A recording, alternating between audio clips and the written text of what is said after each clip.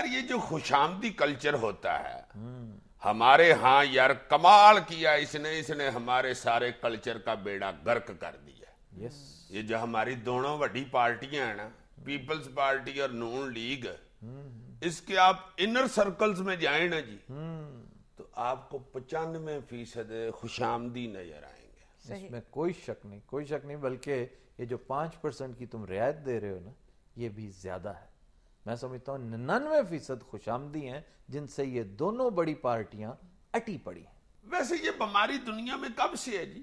یہ تو بہت قدیم ہے. جتنا قدیم میں سمجھتا ہوں انسان ہے, شاید اتنی ہی پرانی یہ بیماری ہے. یہ جتنی بڑی بڑی سیویلائزیشنز ہیں, ان کی بربادی کی ایک وجہ یہ خوشامد بھی بتائی جاتی ہے, خاص طور پر رومن امپائر اور مغل امپائر.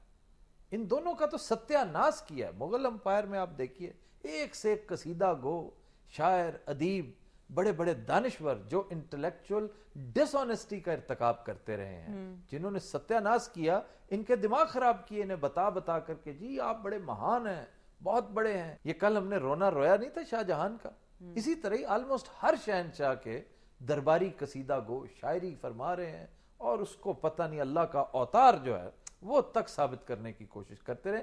اسی طرح رومن امپائر میں بھی یہ وبا بہت عام تھی. اور اگر آپ ایجپشن سیویلائزیشن کو دیکھیں تو اس میں بھی یہ جو دربار کا کلچر ہے نا, سرکار کا, دربار کا, اس میں قدم قدم پر آپ کو خوشامد کے انبار نظر آتے ہیں, ایسے کرتے ہوئے نظر آئیں. جی جی جی جی یہ فرشی اسلام, اور اس کے علاوہ اور فرعون کا تو عالم ہی بڑا نرالا تھا.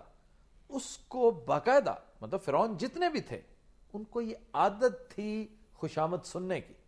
انہیں پتہ بھی ہو کہ جو خوشامدی ہے, یہ جو قصیدہ گو ہے, یہ محض خوشامد کر رہا ہے, لیکن ان کے کانوں میں رس گھولتی تھی وہ گفتگو جو ان کی شان میں ان کی بڑائی بیان کرتی تھی. تو یہ ساری سلطنتیں یہی کچھ کرتی رہی ہیں؟ آلموسٹ تمام سیویلائزیشنز اس کا ارتکاب کرتی رہی ہیں. گریکس کے ہاں اس کو بہت برا بھی سمجھا جاتا تھا. اس کے لیے لفظ جو ہے وہ پوائزن استعمال ہوتا ہے. پوائزن یہ زہر ہے جو تباہ و برباد کرتی چلی جاتی ہے پوری کی پوری سوشل فیبرک کو.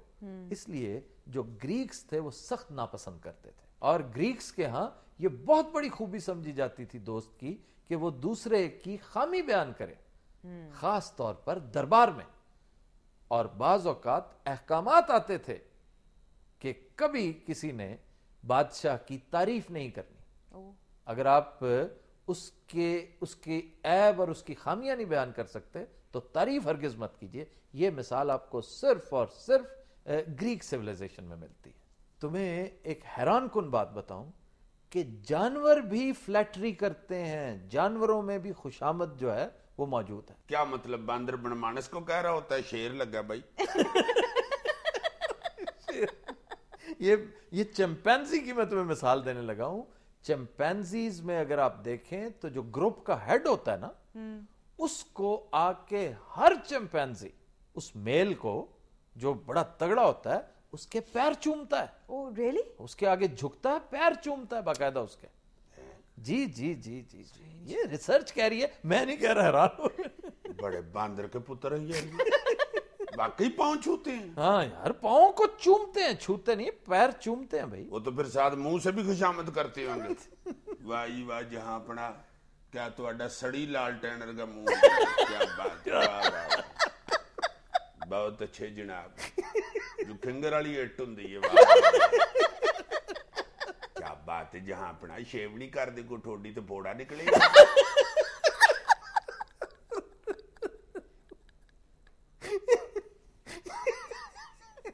اچھا جی, لندن میں چند روز پہلے صدر پرویز مشرف کے ایک دوست نے ان کی شان میں قصیدہ پڑھا ہے.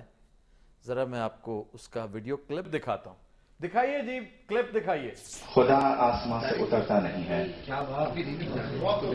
بدلنے کی خاطر وہ قوموں کی حالت فرشتوں کو معمور کرتا نہیں ہے. فلک سے زمین پر وہ جب دیکھتا ہے تو بڑھتے ہوئے ظلم یوں روکتا ہے کہ چنتا ہے ایک شخص کو اور پھر وہ وطن کی امامت اسے سونپتا ہے. ہمارے وطن میں ہیں کچھ لوگ جن کو फकत जेब भरने से फुर्सत नहीं है। वतन के लिए वो करें क्या कि उनको वतन से जरा भी मोहब्बत नहीं है। मगर अब भी कुछ लोग ऐसे हैं बाकी कि जिनके लिए सब दुआ कर रहे हैं। वतन में रहें या गरीबुल वतन हो, ये फिर भी वतन से वफा कर रहे हैं। खुदाया खुदाया करम कर खुदाया, वतन से तो ये बेअमानी मिटा दे। हमें बख्श दे फिर बहारों का मौसम, तो फूलों से ये सरजमी फिर सजा दे। तो मेरे वतन का, मेरी सरजमी का मुशर्रफ को फिर से मुहाफिज बना दे।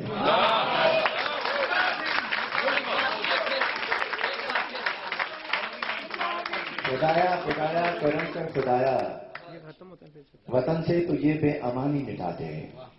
हमें बख्श दे फिर बहारों का मौसम, तो फूलों से ये सरजमी फिर सजा दे। तो मेरे वतन का, मेरी सरजमी का मुशर्रफ को फिर से मुहाफिज बना दे।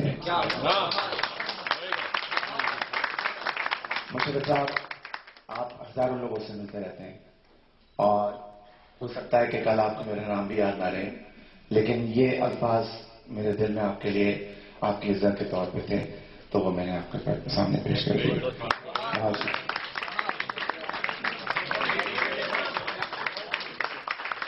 वाह वाह वाह वाह। तो फूलों से ये सरजमी फिर सजा दे। आ हा यार, इस बंदे का कहीं से पता तो दुआ दे। ये जो उनके कसीदा गोत है, हाँ, इसका एड्रेस नहीं मिल सकता? मिल सकता है, लेकिन क्या करना है तुमने? इंतहाई प्यारी नज़म पढ़ी है इन भाई साहब। नज़म तो बहुत प्यारी थी और बहुत अच्छे शायर हैं। अंदाज कितना अच्छा। मैं इन लेटर में एक दरखास्त लिखना चाहता हूँ। अच्छा जी। कि आप इतने अच्छे शायर हैं, एक नज़म लिखें अब हमारे दरियाओं की जो हालत जार है और किशन गंगा और बगले हार है। वाह वाह वाह, शायरी तो तुमने खुद शुरू कर दी। और चद्दम बरम की जो बड़के हैं और दहशतगर्दी की भरमार है। वाह वाह वाह। बिजली है ना गैस है, सिर्फ लूट मार है। यार कमाल है। मौत यहाँ नकद है, अच्छा, और जिंदगी उधार है। वाह।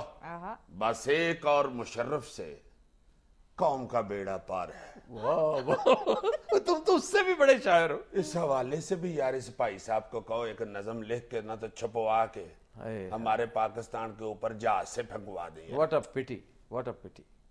ख़वातीन हज़रात, हम लेते हैं एक ब्रेक, हमारे साथ रहिएगा।